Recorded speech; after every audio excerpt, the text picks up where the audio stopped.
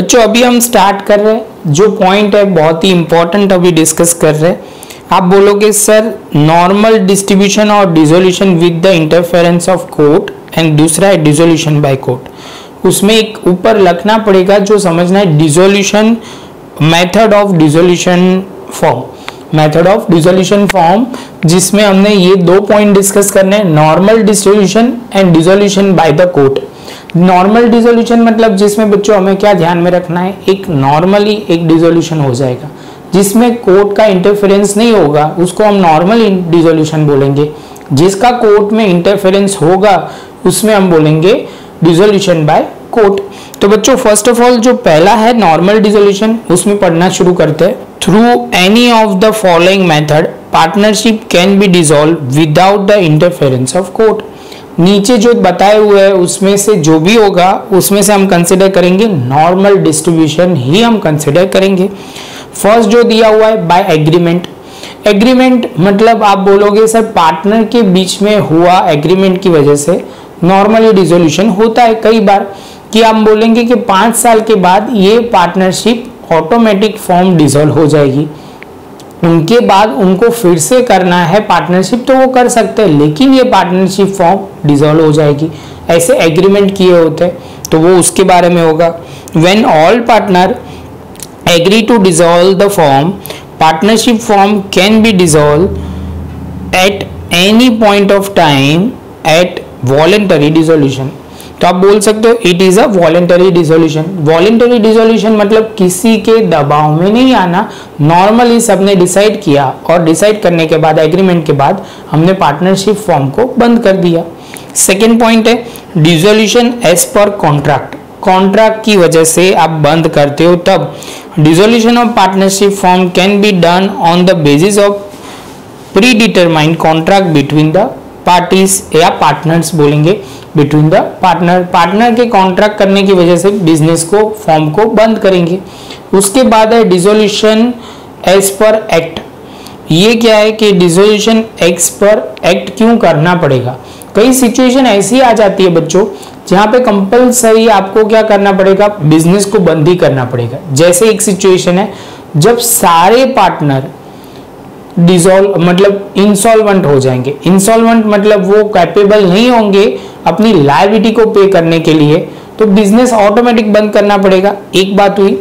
दूसरी बात बच्चों आप बोलोगे सर टेक्निकल टर्म में ये भी बहुत जगह पे होता है कि गवर्नमेंट ने ऐसे रूल ला दिए जिसकी वजह से आप जो बिजनेस में हो वो इनलीगल हो जाएगा। जैसे बीच में एक रूल आया था गुजरात में, आप तंबाकू नहीं बेच सकते, तो ये जो रूल आया था उसकी वजह से क्या हुआ, कई बिजनेस कई जगह पे शॉप्स बंद हो गई। तो ये जो होता है उसकी वजह से भी पार्टनरशिप फॉर्म का डिसोल्यूशन होता है, जिसमें क्या है dissolution as per act, act की वजह से बंद होगा, जिसमें लिखा हुआ है the following condition there is a compulsory dissolution by act. First है when all partner of a firm become a insolvent, all the partner become a insolvent और एक्सेप्ट वन और all the partner become insolvent, एक छोड़ के या sub partner insolvent हो जाते तब। और दूसरा लिखा है when the business of a firm become illegal that also bring dissolution to partnership firm. आप क्या बोलोगे, जो बिजनेस में सर आप पार्टनरशिप फॉर्म में हो वही बिजनेस इनलीगल हो गया है तो क्या होगा, ऑटोमेटिक आप बोलोगे सर अभी वो बिजनेस के हिसाब से डिसोल्यूशन आप होगा तो ऑटोमेटिक कंपलसरी आपको डिसोल्यूशन करना पड़ेगा क्योंकि बिजनेस इनलीगल हो गया है। चलो बच्चों आगे चलते हैं। इसके बाद सेम वे डिसोल्यूशन अभी जो होगा dissolution on the happening of certain contingency, ऐसा कुछ हो जाए उसकी वजह से हमें बिजनेस बंद करना पड़े या फॉर्म बंद करनी पड़े तो उसके रिलेटेड पहला है if continues of the next term may be expire on the term. तो जो आप बोलोगे बच्चों टर्म जो दी होती है इनडायरेक्टली ये एग्रीमेंट जैसा ही है कि जिसकी वजह से आपने टर्म कंप्लीट हुआ तो आप पार्टनरशिप फॉर्म बंद कर दी, या हमारा एम जो था, समझ लो कई पार्टनरशिप फॉर्म इसके लिए बनी होती है, एक समझने के लिए बोल रहा हूँ, एक बिल्डिंग बनाने के लिए या कंस्ट्रक्शन साइट बनाने के लिए, जैसे वो साइट खत्म हो जाती है तो उनका एम अचीव हो गया तो पार्टनरशिप फॉर्म क्या होगा, ऑटोमेटिक डिसॉल्व हो जाएगी, पार्टनरशिप फॉर्म डिसॉल्व हो जाएगी। उसके बाद है, ये जनरली बहुत जगह पे होता है, अभी जो 5th पॉइंट डिस्कस कर रहे हैं, dissolution by notice. Dissolution by notice कई बार क्या होता है बच्चों की पार्टनरशिप फॉर्म में, जैसे ABC 3 पार्टनर है, तीसरा पार्टनर C जो है वो बोल रहा है कि कल से या 3 महीने के बाद अब मैं पार्टनरशिप में इन्वॉल्व रहना नहीं चाहता, तो वो लीगल नोटिस देगा पार्टनरशिप फॉर्म को, पार्टनरशिप पार्टनर को इंडिविजुअल देगा, तो जिससे क्या होगा, ऑटोमेटिक पार्टनरशिप फॉर्म डिसॉल्व हो जाएगी, क्योंकि इसमें बोल रहे हैं कि उन्होंने नोटिस दिया, तब उसको नहीं रहना है पार्टनरशिप में, तभी भी ऐसा करते हैं। तो उसमें लिखते हैं there is a partnership is at will, the firm may dissolve by any of the partner giving the notice by writing to all partner of his intention to dissolve the firm, कि business को बंद कर दो। The firm is dissolved as from the date of mention in the notice as the dissolution, or if the date is mentioned as from the date of the service of a notice। ऐसा हो सकता है, बाद में अलग बात है कि ए बी फिर से अपना बिजनेस स्टार्ट करे, लेकिन जब भी कोई नोटिस देगा या पब्लिक नोटिस देगा तो ऑटोमेटिक पार्टनरशिप फॉर्म बंद हो जाती है। ये सारी बातें थी बच्चों वो कोर्ट के इंटरफेरेंस के सिवा हो रही थी, जिसको हम बोलेंगे वॉलेंटरी डिसोल्यूशन। अभी हम जो डिस्कस कर रहे हैं dissolution by the court, court के ऑर्डर की वजह से डिसोल्यूशन होता है, तब की बात करते हैं। When the partner file the suit for the dissolution of firm any of the following ground and the court is ordered to dissolve the firm। अभी जो पार्टनर है वो क्या करेगा, वो सूट फाइल करेगा, केस फाइल करेगा अगेंस्ट पार्टनरशिप फॉर्म, तो उसमें इतने रीजन की वजह से बंद कर सकते हैं। पहला है when the partner become a unsound mind, मतलब वो थोड़ा दिमागी तौर पे उनको प्रॉब्लम आती है या उनको ऐसे लगता है कि वो डिसीजन के कैपेबल नहीं है, तब जाके बंद करनी पड़ती है। दूसरा है when the partner permanently incapable of performing that duty as a partner.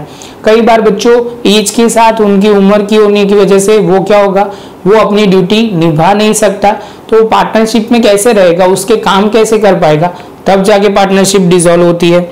Third में when the partner undertake the misconduct against the partnership firm और against the business of a form.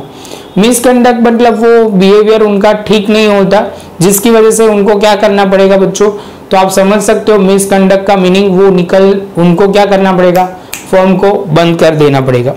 When the partner willingly and persistently breach of the partnership agreement, तो वो permanently वो क्या कर रहा है, breach of agreement कर रहा है, किसके बीच में, तो आप बोलोगे सर ये जो हमारे rules and regulation partnership form के एग्रीमेंट है वो परमानेंटली क्या कर रहा है, वो ब्रीच कर रहा है, और उसकी इंफॉर्मेशन समझ लो। एक एग्जांपल देता हूँ, वो क्या करेगा, डायरेक्टली हमारी जो कॉम्पिटिटर है कंपनी या फॉर्म को, उनको इंफॉर्मेशन दे रहा है कंटिन्यूसली, जिसकी वजह से क्या हो रहा है कि ये पार्टनरशिप फॉर्म को बंद करना ही बहुत सही रहेगा, तो उसका एक रीजन होता है। आगे चलते हैं, 4th पॉइंट खत्म हुआ, उसके बाद 5th when the partner transfer his whole interest in the partnership to third party without consent of other party. बच्चों पार्टनरशिप फॉर्म में कभी भी मैं अपना शेयर, सपोज मैं ABC में हूं, मैं अपने कहने के बिना, सबको कॉन्फिडेंस के लिए बिना मैं ट्रांसफर नहीं कर सकता, ये रूल है।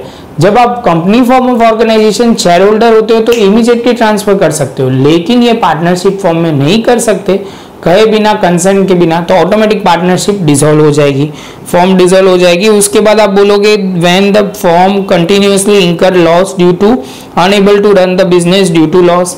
ये जनरली ज्यादातर प्रॉब्लम यही होती है कि बिजनेस कंटिन्यूअस लॉस कर रहा है सर, उसको बंद करना पड़ेगा, उसका एक रीजन है।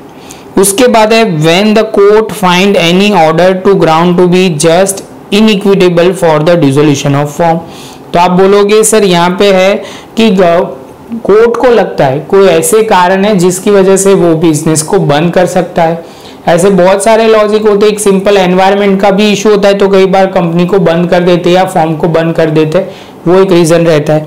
बस बच्चों ये 2 पॉइंट था जिसमें 2 मेथड हमने डिस्कस की, method of dissolution of form जिसमें 2 मेथड, नॉर्मल डिसोल्यूशन एंड दूसरा है डिसोल्यूशन बाय कोर्ट। कोर्ट की वजह से डिसोल्यूशन कैसे होता है, उसके रीजन क्या होते हैं, and dissolution by the normal dissolution के रीजन क्या होते हैं, तो वो बच्चों हमें डिस्कस करना है। मिलेंगे अब नए लेक्चर में हम डिस्कस करेंगे legal and other provision of accounting settlement of dissolution. वो ध्यान से समझेंगे, एक एक पॉइंट बहुत ही इंपॉर्टेंट है बच्चों। ये अच्छी तरह एक बार अपनी नोटबुक में लिख लो, जिससे आपको क्लैरिटी आ जाएगी। वीडियो अच्छा लगा हो तो लाइक शेयर सब्सक्राइब जरूर कीजिए बच्चों। मिलते हैं अब नए लेक्चर में नए एक टॉपिक के साथ।